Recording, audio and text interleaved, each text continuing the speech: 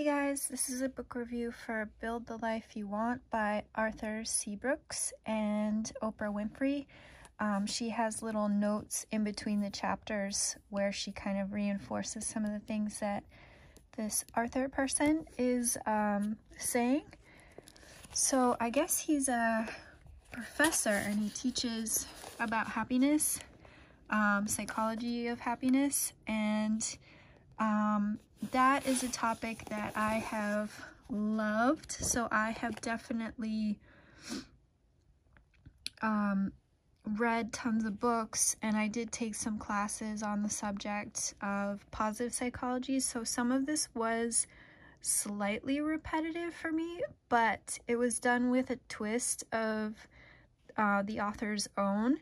So it made it slightly fresh, some of the things that were being reinforced, and it's really always so good for me to get a reminder of some of the basics of being happier, which would be, one of the big ones is gratitude. You can hear that a million times, but if you stop practicing it, it's kind of like how you hear that exercise is important, but if you're in a lull, then having some fresh encouragement to go for an exercise is really, really good. So the parts of this book that were a repeat for me still felt fresh and meaningful and motivational and really good.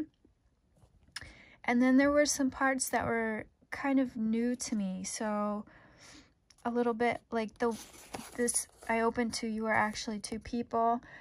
I don't know if I should get into all the details of it, but I did think that the way that he described this, the me and then the me self and the I self, so it's like who you are internally versus who you are in the world, and having like a better awareness of the distance, and how in our modern culture, social media and how we're perceived on the internet is becoming so much of what we focus our minds on, and we really need to get a better like internal compass or something like that. He is the writer. He's the good explainer. So I do recommend picking this book up. I loved the notes from Oprah in here. She's just such a warm person. So I always like hearing her messages, and their personal anecdotes are always different.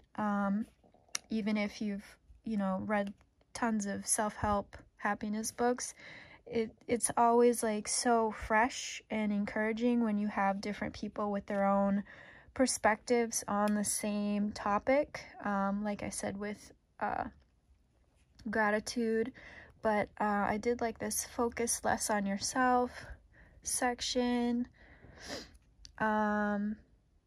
Yeah. Oh, and I loved this section on like really choosing how you respond to things.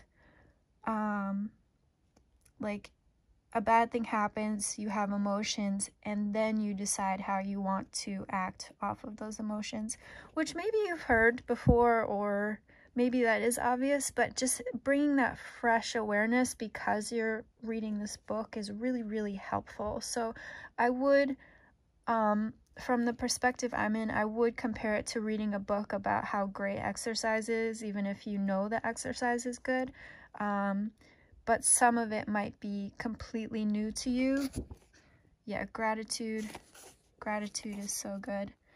So yeah, if you like positive psychology, I would pick it up as like a really wonderful supportive refresher. And if you've never encountered positive psychology before, I thought this was a really approachable, easy read that was very supportive and would make you kind of have that food for thought throughout the week on a specific subject, and you can just bring a little awareness and shift some of your habits. And all in all, I would say this was a really, really good, easy, and supportive read that I think could help a lot of people.